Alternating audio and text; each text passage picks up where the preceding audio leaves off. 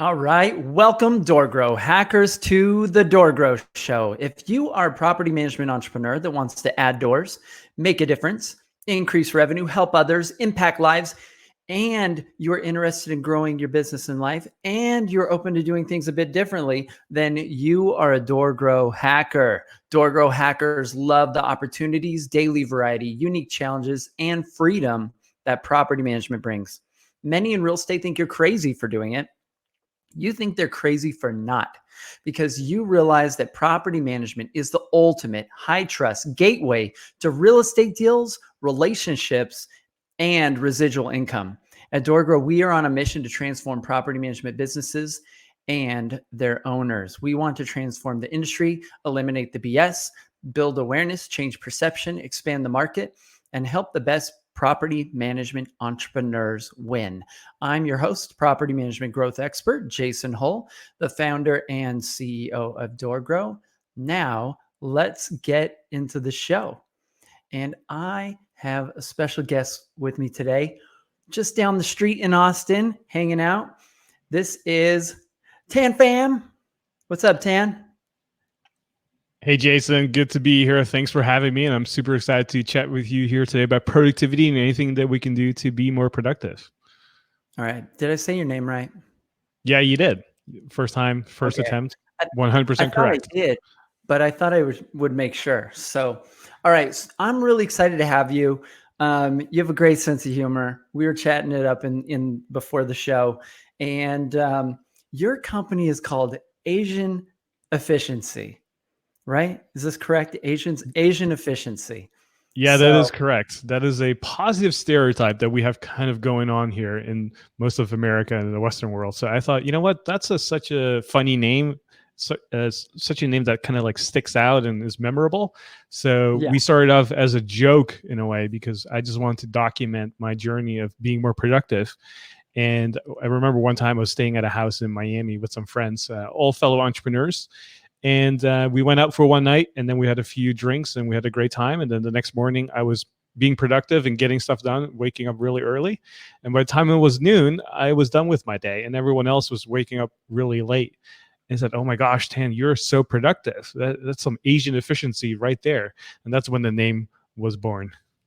All right. So this almost became like a theme around you, or a nickname attached to you before it was a business.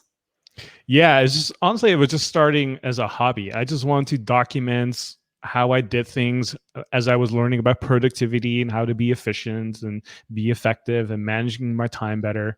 And I just started to blog about this back in the day in 2011. And after a while, it just started to grow and grow and grow, and took a life on its own after about 6 months. And then people kept asking me, "Tan, like, this is so helpful. I'm learning so much. I would love to hire you, or do you have any courses or products?" And I said, actually, I don't. But that's a great idea. So I accidentally turned this into a business. And now, almost 9 years later, we've helped over 15,000 clients all over the world. And we have a podcast that's growing and flourishing and just continuously impacting people and people that are listening here today as well. Awesome. Okay. So our topic today is productivity while working from home. And so, which a lot of people are doing right now. And, due to coronavirus, COVID-19, a lot of people are on lockdown. A lot of people have been stuck at home. Businesses are operating. Some are still operating, but they're doing it from home. So, and a lot of people are joking right now. Like, the big joke is it's all one big day that's been running forever. Like, everybody feels like there's no difference between 1 week to the next. The month has gone on for 3 months now, so we're kind of losing a sense of time. It seems to be the theme. And things just keep repeating. So we lose a sense of, because everything seems so similar each day, and we're lacking variety in our day to day, it feels like we're not making any progress. I think maybe subconsciously as well. So what are you doing to kind of stay out of that sort of, that Groundhog's Day sort of movie type of scenario in your own mind cognitively? I think one of the interesting things that's happening right now is some of us are working more than others, and some of us are going the complete opposite route, right? We don't have a job, there's nothing going on, and there's no way for us to work. In either spectrum, it feels like the days are just so long as a result of that, because like you said, there's no variety, right? It's nice to be able to go to work and then come home and relax and do nothing, right? And when we miss one or the other, it feels like we're completely out of balance, right? Some of us are just working all the time. If you've been working from home for a while, then you're just working more now because there's nothing else to do. You can't leave your home, you can't go anywhere. So you just work more, right? And for those who don't have a job right now or not working as much or can't work, you are stuck as well. You can't do anything else but stay at home and kind of like relax and do kind of like relaxing activities. And so one of And the best binge things, Netflix. and binge Netflix. Yeah, Like, I mean, binge I've watched so many Netflix. shows. You know, Money Heist is one of my favorite ones that I just finished. Great show if you Yeah, haven't watched that one. I just went through that too. My girlfriend and I were watching that one, and it was good. It was good. Oh my gosh, season 4. It was just that really got me. But that's a completely different She was podcast mad altogether. at the cliffhanger left at the ending, though, right? My Yeah. girlfriend was upset, and I was like, "No, that makes me excited about the next season." For those So, who haven't yeah, watched it, well, you just have to watch it whenever you have and time. I'm sure, like, the character of the professor, you, like, get excited about, right? He's got everything planned out. He's Yeah. incredibly efficient, and he always finds a way to make things work. It seems like when nothing else seems like it'll be possible, right? He finds I some thought I was a effective way to planner do it. until I saw this character, and then this guy takes planning to a whole nother level. Right. Because I thought planning a vacation was great and fun and easy, and this guy takes planning of a robbery to like 5 different dimensions, and you go, "Whoa, this is crazy." Right. He's got all the contingency plans. He's got names for all of them. And, something happens. He's like, no problem. We're just going to bust out plan, C. And they just pop it out and everybody knows what to do. Yeah. And that's a All right. beautiful thing. And when we are working from home, we can kind of take the same approach, right? Like whenever we're working from home, one of the most important things is to plan our day, right? And that's such a simple act, such a simple thing that we can do, but most of us kind of skip that process. Okay. And if you are listening to this and you feel like most of your days are kind of like unstructured, or you go about your day and you feel like, man, I wish I was more productive, or I wish I had that one particular thing done. I know many of you who are listening probably find it very challenging to schedule stuff, right? Like you want to say, oh, you know what? I want to work on this particular task or call this particular tenant or client at 11. And then something comes up, right? A fire, someone calls you, you get an important email, you're on call the whole time, right? You have your email client open, and interruptions come in all the time. You feel like you're on edge. And it makes it very difficult to focus. It makes it very difficult to concentrate and have like focus blocks where you're actually working and doing stuff. And so when you're in that kind of situation, one of the things I've found is when you're trying to work with people who have that kind of interrupt driven day, one of the best ways you can approach that is to set one goal a day. So if you accomplish just one goal a day, no matter how big or small, you had a productive day, because the rest of the day is typically driven by interruptions and things you have to deal with anyway, right? But if you can make progress on one goal or one big outcome or one big task, that's a really productive day. So let's aim for that. So that reminds me of Gary Keller's one thing, right? The one thing. He's got his one thing question, which is, what's the one thing that by doing it, everything else will become, irrelevant or, easier or whatever, right? This one thing question. And so maybe that's something, the listeners can ask themselves, like, what's that one thing that if I do this, it's going to give me a sense of momentum today? It's going to make me feel like I've done something. I've accomplished something. I've moved the needle just slightly on my goals. I think a great reframe to add on top of that to help people, because one of the things I see people struggle with is, Jason, I have 5 million things I have to do and they all have to be done. How the hell do I pick one thing to work on? Right. Right. And oftentimes when you ask yourself that question, it's a sign that you don't have any clarity about your goal or the uh, destination you want to go towards. And so when you don't have that, everything feels equally important. And whenever you get that sense, when everything is equally important, that's a sure sign that you don't have clarity about what your goal is or what your destination is. And so I want to challenge you as a listener and say, hey, what is the goal that I'm trying to accomplish, right? Because once you know what that is, prioritizing and finding the one thing or the few things you have to do becomes so much easier, right? So as an example, if you're publishing a book and that is your big goal for the year, then if you have a to-do list that says, I need to redo my finances, right, organize my closet, and write chapter 2, one of those three sounds more appealing, right? Because it's on alignment with the goal, which is writing chapter 2.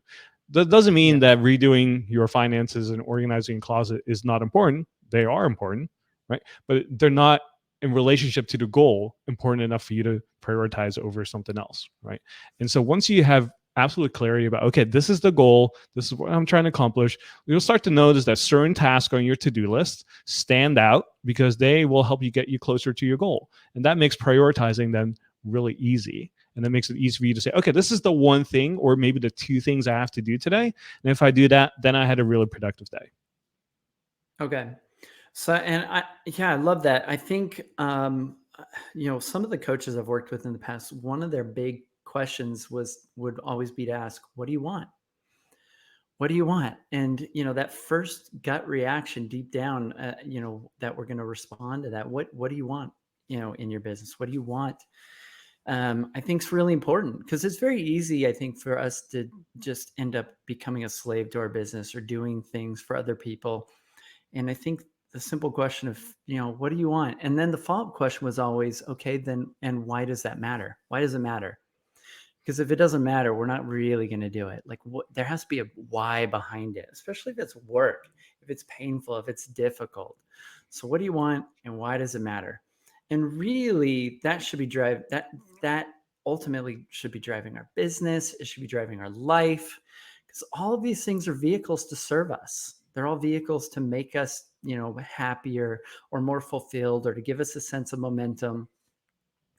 And so now let's get into some specifics. People are listening. They're like, all right, Tan, I've got my one goal, but how do I create this, structure for my day that you've talked about? How do I do this?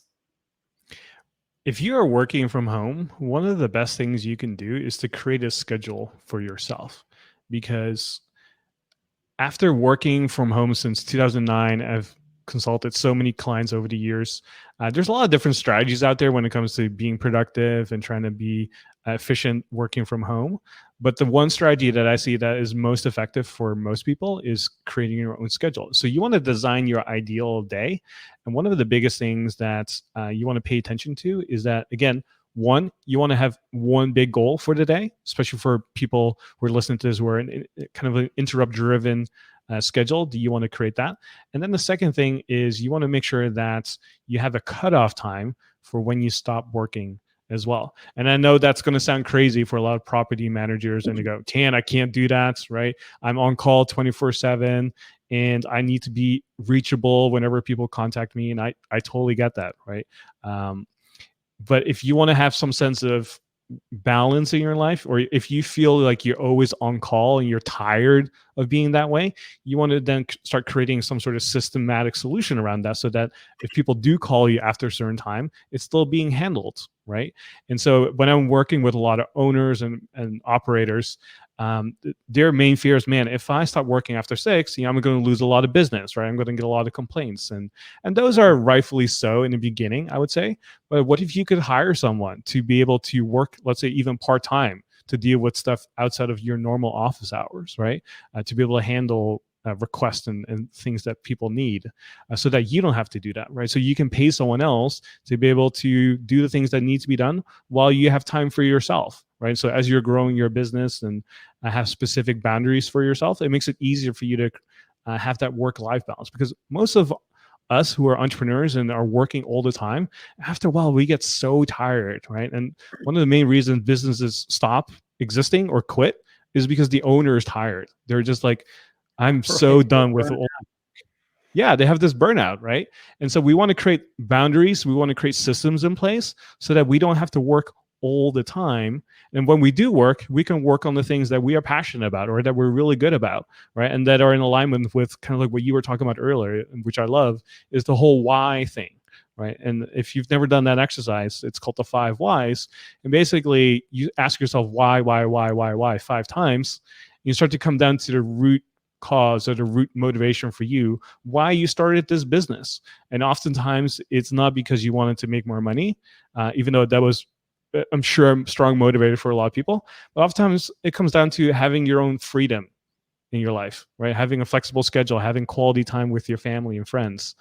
And once you really connect with that, you start to realize, man, I don't have to work 18 hours a day, right? I can accomplish everything I need in 6 or 7 or 8, and the rest of the time I can spend it with my family, because that's why I started my business, is to be able to spend time with them, not necessarily work more until midnight, right? Fixing stuff or trying to attend to tenants. Uh, Even though that is important, someone else could do that as well and get paid for it, and you employ someone, and that's a beautiful thing too. Yeah, I think ultimately when we boil anything down, it comes down to usually a feeling that we want to have, right? Somebody will say, "Oh, I really want a Tesla," or "I want to drive, I want this car, or I want what." And when you really boil it down, like people want what we always want, how we think we will feel when we have that. How would it feel to have a business that ran itself, or that I had the freedom and the time?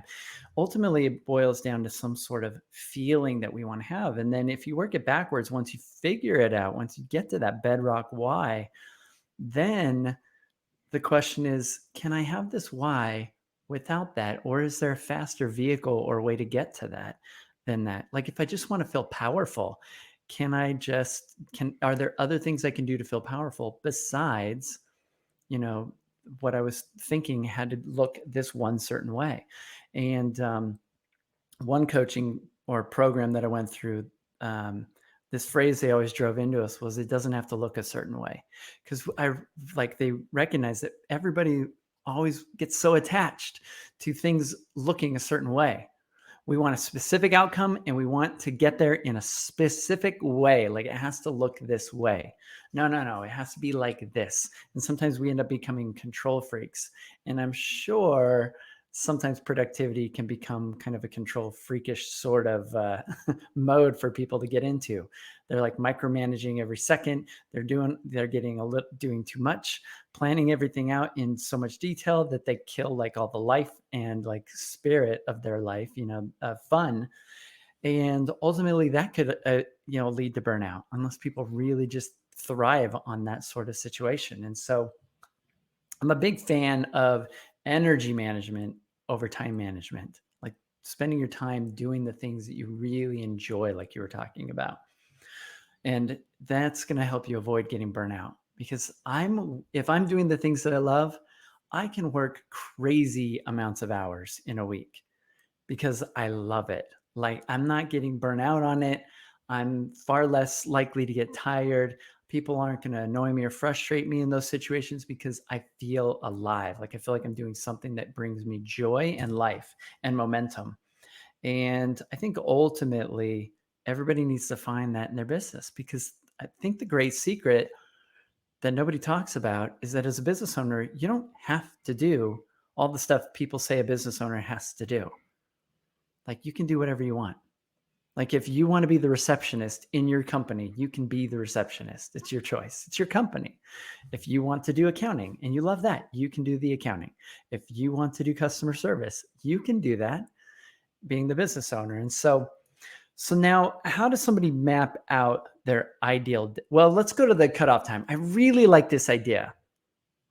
I like this idea because there's so many beliefs like that prevent us from just stopping and cutting it off. And I had a job working for an internet service provider, and I started managing their support department after being there a very short period of time. And then, I was moving up, and then I was just underneath the two owners. And the challenge, and then I was working really crazy long hours. And then I had to commute sometimes during that job, like 2 hours, because I was driving into LA, Los Angeles, and traffic was crazy, and then driving out. So I would just stay even later, and I was working, working, working. And the thing I realized is that no matter how much work I did, there was always more. Like there's never an end to finishing all work that could or possibly will be done.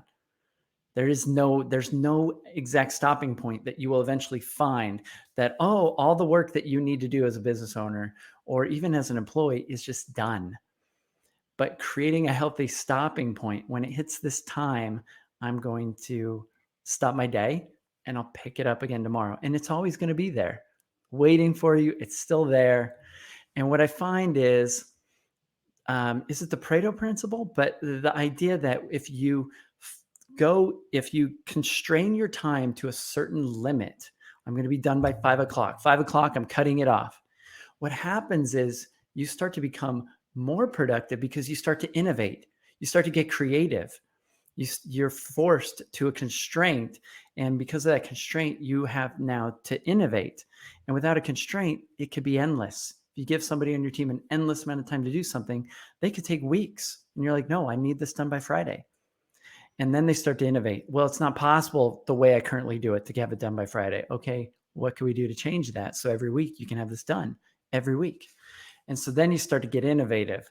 So I think there's secret benefits to doing that cutoff time that psychologically feel backward, but we're going to become more productive as a result of creating that cutoff time. Do you Yes, agree? I 100% agree because there's actually multiple benefits to setting that cutoff time. And you mentioned one big of them right there, which is it's kind of like setting a deadline for yourself in a way, right? And Mhm. we know that there's nothing better than having a really good deadline that forces you to get a lot of things done in a shorter period of time. And having a cutoff time every single day is kind of like having a deadline every day for yourself to say, okay, I need to get all of this work done before a specific time. And if we don't have that, then we take up the whole day and even more than that to get the things done we need to get done. And that goes back to what you were saying earlier, like Parkinson's law. Something takes up as much time as we give it to, right? So if we say, I want to have this book Episode. done in 2 weeks, it can be done. And if you tell yourself it can be done in 1 year, it will be done in 1 year. It's just a matter of how much time do we give ourselves to get something done. And so by having a daily cutoff time, we're forcing ourselves to do the things that need to be done, especially if you focus on one or two major things, right? Like the one thing or the two smaller things, and say, okay, I need to have this done before 5. And then you will find ways, like you said, to get it done. And then the other big benefit of that is that when you have that sort of balance to say, okay, after 5, I'm going to stop working, right? You can then go to bed earlier. You can enjoy time with your family. You can spend time with your kids, or you can do some personal hobbies. You can run some errands. You can do all these different things that kind of like restore order in your life, that give you a sense of relief, that give you a sense of energy, right? To help you Mhm. recover. And guess what? You're going to show up as a better owner, as a better property manager the next day, because if you're sleeping well, you're eating right, right, and you have the time to do all the things you need to do, you're going to show up the next day feeling refreshed, having much more energy, right? And like we talked about, and like you mentioned earlier, energy is such an important factor, such important currency for productivity. And when we have Mm. energy to focus and do the things we need to do, we are so much more productive. And without it, it's kind of like uh, if you have like really nice sports car sitting in your garage, you're the perfect driver. You know exactly how to drive it. You know every single feature, but the car has no gas. So guess Yeah. what? You're not going to go anywhere, even though you have the right tools. You know exactly what you need to do. But you have no gas. Guess what? You're not going to drive that thing anywhere. And it's the same thing for us, right? If we don't have energy, if we don't have any of that when we're starting our day, guess what? It's just so much more challenging to be productive. And then we have to caffeinate, right? We have to drink more coffee or tea or kind of getting ourselves ready. And that's not a success formula for us to be able to focus and be productive for the rest of our lives. We want to be able to, start our day, get things done that need to be done, and have the energy to focus and do the best work that we are paid to do, essentially, right? And by introducing that cutoff time, it has like so many benefits that come with that. And so just think about all the benefits that come with having more energy, sleeping better, running the errands you need to get done, right? Having that sort of sense of order in place because you can do all these different things. It makes it so much easier. It makes you so much happier as well, and that's going to be reflected in your work you do the next day and the day after that and the day after that. I think ultimately what all of this creates is presence. It allows us to be more present. We're more there when we need to be there. If a property manager is communicating with a tenant, they need to be on. If things get difficult or sticky, they need to be on with an owner. And they need to cognitively have the ability to make decisions and move quickly and to think. And all of this, it gives us power. It gives us power when we are able to be more present. And because if you're tired, you're not present, not nearly. And if you're cognitively burnt out, then you're like now almost in a situation that's painful, that you're forcing yourself to do something and forcing your body to do something that's uncomfortable. You're done and you keep going. And so let's go back to the idea of this ideal day. How do we create a map for our ideal day? When do you do this? So ideally, you want to plan your ideal day the night before. And that's something that is such a simple habit that I teach. And very few people actually do it. But when they do it and follow through on it, they start to notice huge productivity jumps because it allows you to start your day right away. As soon as you're done with your morning routine or you're sitting down at your desk, instead of just like starting a day where you're scrambling, trying to figure out what to do and like and also the other benefit that comes with planning your day the night before is that you can go to bed knowing that everything is being addressed and is going to be addressed the next day as well, right? So you can kind of feel relaxed and not stress out as much because anything that needs to be addressed will be done the next day. So you can sleep a lot better, and that has so many energy benefits like we talked about earlier. And so planning your day the night before is one of the first things I would recommend people do, right? Second thing is have one big goal, right? One big win for the day. Mhm. And then the third thing is the cutoff time. So if you have those three pieces in place, planning the night before, one big goal, and having a cutoff time, you will have an ideal day figured out for yourself, right? And if you're working from home, one of the things I would also recommend that you don't eat at your desk, that you actually leave your office or your home, right? And this applies also if you're working in an office because most of us are just sitting at our office or desk the whole day. And we get so burned out from just looking at a screen, being on Zoom meetings or being on the phone the whole time, that it's actually kind of nice to be able to step away, go for lunch for an hour, right? And go for a walk.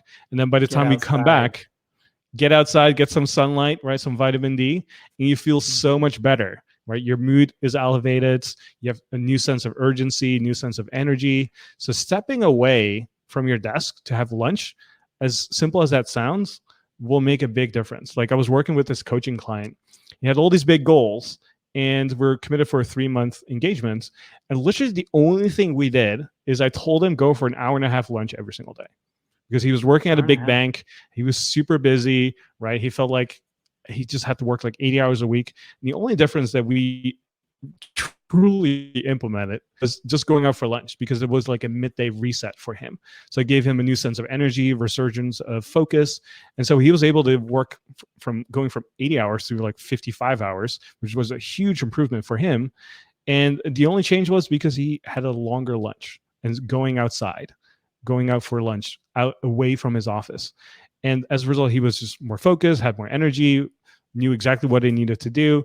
He had more time to think about stuff. So instead of just sitting there all day at his desk and just like feeling lethargic, right? And just sitting there for the sake of sitting there, he wasn't Mm. actually truly productive. And so, again, plan your day the night before, have one big win, right? Set a cutoff time, and then definitely go out for lunch outside of your home and office. I love it. It's like breaking up your day into two chunks to tackle. It's a lot easier than doing an 8-hour chunk. Yeah. So night before, why not do planning in the morning? Maybe you could touch on that. Some people do this. Like they get up in the morning, they sit down, they're like, I'm going to plan out my day and they do it in the morning. Advantages, disadvantages. What are your thoughts on that? I'm sure you've had clients doing that. Yeah, I've done both for many years, right? Planning the night before and also planning the morning of. One thing I find is that if you're somebody who is a morning person, you have the most energy in the morning, then planning the night before gives you the most benefit because you can just start your day right away and just use your energy and focus on important tasks that need to be done, right? So you're just getting started right away. You're not, quote unquote, wasting time or energy planning something. You already did that the night before. So if Mm. you're a morning person, then I would say that's the way to go. And that, I would say, for majority of people, that applies to you. Even if you're not a morning person, even if you're like somebody who starts a little bit later, let's just say 10, 11, or 12, right? It is still beneficial to plan the night before, because you can go to bed knowing that, okay, I kind of have an idea of what to do.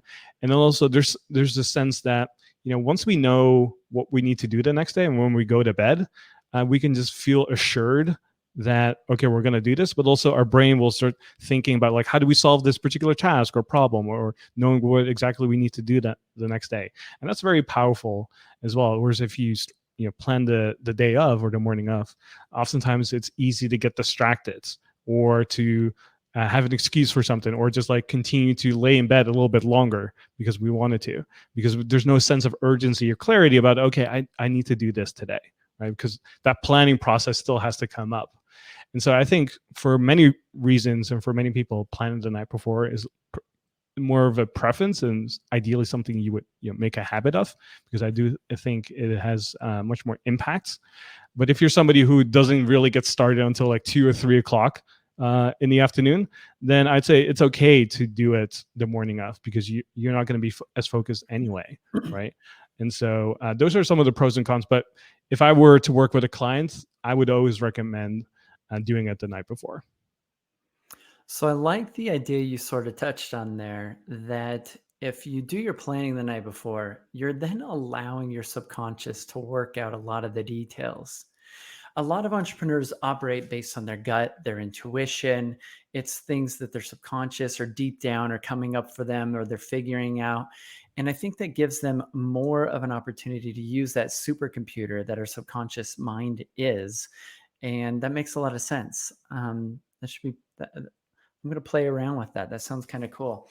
And you always hear the phrase, like, what keeps you up at night? Entrepreneurs are notoriously known for being kept up at night because they're worried about something or working on something. And so maybe just the act of offloading everything at the end of the day and saying, all right, this is going to become a plan for tomorrow, instead of leaving it there feeling like you need to work on it, is going to allow you to allow your subconscious to work on it, but also create the space so that you can get good rest, and that you aren't kept up worrying about things, and it allow you to lower that anxiety or that pressure and noise or that stress that every entrepreneur tends to carry. Yeah, and that's why I always recommend that people journal at night as well, because Mm. when we have so many thoughts before we go to bed, it's just so hard to fall asleep, right? And I've been really geeking out on this even further, because I have an Aura ring. It's one of those little fitness trackers, and one of the Oh, things very I've cool. discovered is that when you or when I journal and I put all my thoughts away, my REM sleep goes up significantly, right? And REM sleep is when we do a lot of Interesting. restoration for our brain, for our mental health. And when I don't journal, the number of minutes of REM sleep goes down quite a bit. And I think it's really because when our brain is so occupied with all these different things, it cannot actually relax as much, because there's just so much going on, right? But when we journal and put it on paper and put it away from our head and actually put it on paper, our brain can now relax knowing that, okay, we don't have to use this as memory or store anything. It's on paper, it's there. And if we need it, we can access it, right? So we don't have to worry or stress about it. So it can actually focus on recovery while we're sleeping. And it also helps you just sleep better. You feel less stressed when you do that. It's kind of a nice winding down routine for you as well, to like just decompress and just de-stress. And so Hmm. I like to journal in the morning as well, as a way to just reflect and think, but also at night before I go to bed, to just like honestly put my stray thoughts away, right? If I wanted to do something, or I had a particular task, or I had an idea that I don't want to lose, just write it down real quick, right? So it's out of your head. And as you know, our memories are terrible. I've had so many ideas, and then I go, "Oh, what was the thing I was thinking about? That was such a brilliant idea." Or I had a catchphrase, and I was like, "Oh, I should use that on my podcast or in my marketing copy."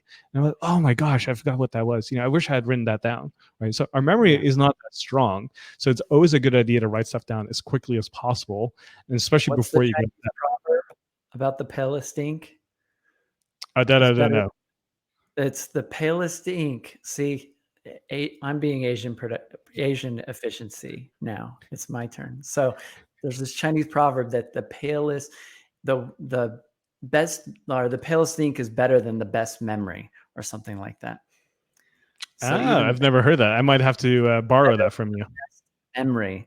And so, which is true, right? Like we can't, yeah, you can look it up. I don't know who said it. Maybe it was Confucius. He says everything, right? So, but anyway, the palest ink is better than even the best memory. Even like because it's there, it's tangible, it can't be forgotten. And we know our brains are not really great at accuracy or remembering things. So, yeah. So, yeah, I love that idea. So, related to that, so Mr. Asian efficiency, how do you feel about typing versus writing? Because what you're saying is writing in my journal, writing in my journal. Are you actually writing, or it sounds like it'd be a more digital, nerdy, tech, whatever way of typing everything? And a lot of people are like, "Oh, I'll type it. I'll type this note. I'll type it in my phone. Type, type, type." Do you find there's any difference? Are there things that you feel like writing is better suited for? Do you write anything? How does this work for you? I think this whole analog versus digital is an interesting conversation for many people. And what I've seen in my own personal life and amongst thousands of our clients is that there's no one best way to do something. It's really a personal preference, right? So you can have a paper to-do list or a physical planner where you write your to-do list, and you can have a digital one, right? And I tend to prefer to use a digital planner myself. But then when I'm writing notes down or journal, I usually like to do it on paper. Now, there are scientific studies that show that if you write something down, you tend to remember it better. Your retention is a little better. And there's some value in that as well. But then you also have to look at the functionality and utility value that comes with that, right? Because if you leave a piece of paper at home, you can't really access it anywhere, right? Whereas if it's something in the cloud or in something like Evernote, if I wrote it down on my computer or wrote down on my phone, I always have it with me whenever I need to, right? And so Right. I like to have a combination of both. So, for example, my to-do list is digital. I use OmniFocus as an app for that, right? And then in my company, we use something like Jira, which is kind of like a project management tool. Mhm. For notes and just storing ideas and just random stuff, I use Evernote, right? So that's on my phone. It's also on my computer, and it's available on the web. And that's an easy way to access stuff very quickly too. But then when it comes to journaling, I like to have a physical planner. So I use something like a 5-minute planner or the Self Journal, which is like a physical planner. Mm. And I use that every single night and every morning to either plan my day to kind of like think about stuff, or to just write down and just put some thoughts down or ideas that I have. And so whenever I'm traveling, I'm also carrying one with me. And if I don't have it with me, then I'll store it in Evernote real quick. But most of the time, I like to use something physical because it allows me to also disconnect from my computer, because I'm sitting behind my computer most of the days. And Mm. when I'm sitting there, I'm just not as creative because I'm associating computer and screens with work. And sometimes if I want to be creative, I actually have to step away from that to be able to go to my whiteboard, right? And that's another tool that I use, which is physical or pen and paper-ish, is to go to my whiteboard and just start mind mapping, brainstorming ideas, or creating a quick list of things I need to do or want to remember. Because I can be so much more creative when I'm away from my computer. And same thing with pen and paper. Sometimes if I'm doing like thinking questions for myself and I say, Tim, what would it take to double my business over the next 6 months? As a simple question that I ask myself. If I do that behind my computer, I get easily distracted, right? Like there's a notification popping up. Let Yeah. me just quickly check this email. Someone's messaging me on Slack or Microsoft Teams. And then I'll go, oh my gosh, okay, I'm getting so distracted. Whereas if I'm away and I have my favorite beverage, right? I'm sitting at a nice coffee shop or something. I see beautiful people Mhm. walking around. There's a nice atmosphere, and I'm just sitting there thinking. There's a different level of engagement and commitment and clarity that I get from doing that. So I like to use a combination of both. Again, there's no perfect solution for everyone. There's no one size fits all. And oftentimes people kind of have to figure it out on their own what they prefer, and also depending on their lifestyle. But I think everyone can benefit from digital and paper.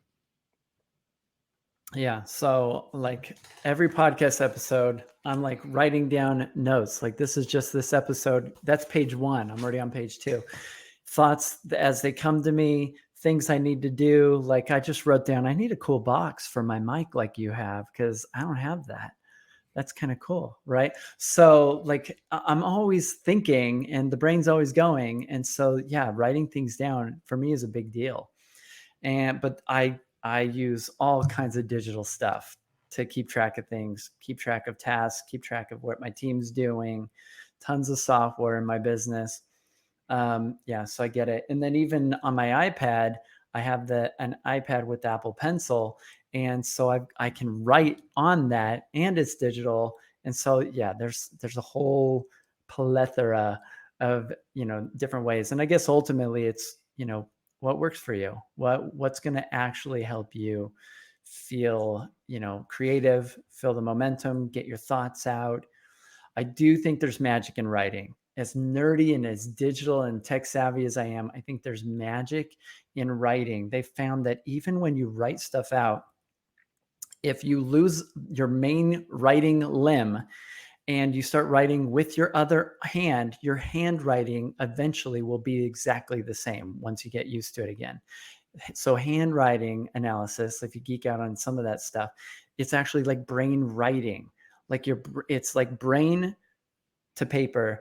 And so I think there's some magic in writing that I think there's also something therapeutic about writing for me that I just don't get by typing something. So there are. Absolutely. I have like a beautiful pen that was gifted to me. Someone gifted me a Mont Blanc pen. And I have a really funny story about that. This is like 4 or 5 years ago when I got this gift. And someone gave me this pen. And when I got the pen, I did, back in the day, I didn't know anything about pens. So I'm like, wow, this is okay. This is a nice gesture, right? So I put that pen away, didn't really think much of it. And a few months later, one of my employees comes here. He says, Tan, is that a Mont Blanc pen? And I go, I have no idea. What does that even mean? And he says, oh my gosh, this pen is like $700, Tan. Like, did you not realize that? I was like, no, but let me use it because it's so expensive. And that's when I started using my pen. And that's when I realized, wow, this is actually a really beautiful pen. The weight of the pen, the way you hold it, right? And then I actually started writing down stuff a lot more as a result of that. And now like you said, it's kind of like a therapeutic thing. It's a beautiful tool that I have that I like to use. It's really smooth and sits nice in my hand. And because I'm away from a computer, there's no crazy stuff going on. And so yeah, there's a lot to that. And if you make it really enjoyable for yourself, where it is kind of like a therapeutic, fun thing for you, and you have tools that you use that you enjoy, then it makes it really easy and fun, right? And it's something I always talk about in my podcast.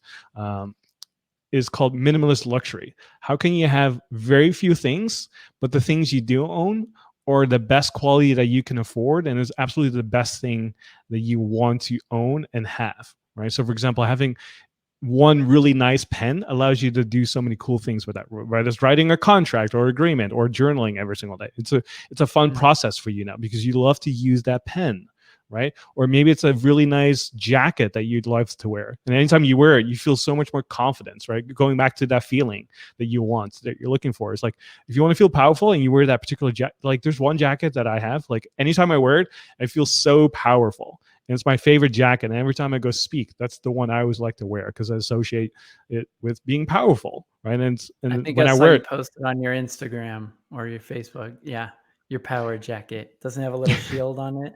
exactly, yeah. So Yeah. there's like all these different things that we can buy, and there's not many things that we need, but the few things we do need and want, make sure it's the best one that you can afford, because oftentimes it will last longer, it's better quality, you'll enjoy using it more, right? And that's something I learned from using that pen, because I don't want to use any other pen. That's the one pen I want to use, and anytime I use it, I feel so happy using it. Yeah. All right. So Tan, we could probably talk about this stuff for hours, right? We could go on and on and on. And I'm sure there's lots of stuff that you could share and teach people. So maybe we should wrap this up. How can people learn more? And what sort of things do you teach or share at your company with your Absolutely. clients? Thank you for first and foremost serving your listeners and audience. And if people want to find out more about me and what we do at Asian Efficiency, we have a podcast called The Productivity Show. It's the #1 podcast on iTunes. And then also you can go to asianefficiency.com. You can find anything there about productivity, being efficient, automation, what kind of tools to use. There's so much free content there that I would love to show people. And so just go to agentefficiency.com. We'll take care of you there. Awesome. All right. Well, Tan, it's been great having you here on the DoorGrow Show. I appreciate you being here. Thank you. All right. We will let Tan go. So check his stuff out. Really cool guy. Anybody that's focused on something as much as he has some really cool ideas to share. And it's fun to have people like that on. All right. And if you are a property management entrepreneur and you are wanting to add doors, you are wanting a better website, a better presence, you're wanting branding that makes you feel confident and look good when you go showcase your business to other people, helps you improve your sales, whatever you're looking to do for your property management business so that you can improve your growth, we can help over at DoorGrow. Check us out. Go to doorgrow.com. And we look forward to having you as a client and supporting you in your growth. We love our clients. We have some amazing, awesome clients. So check us out at doorgrow.com and be sure to join our community at doorgrowclub.com. And that's it for today. Until next time, everyone, to our mutual growth. Bye, everyone.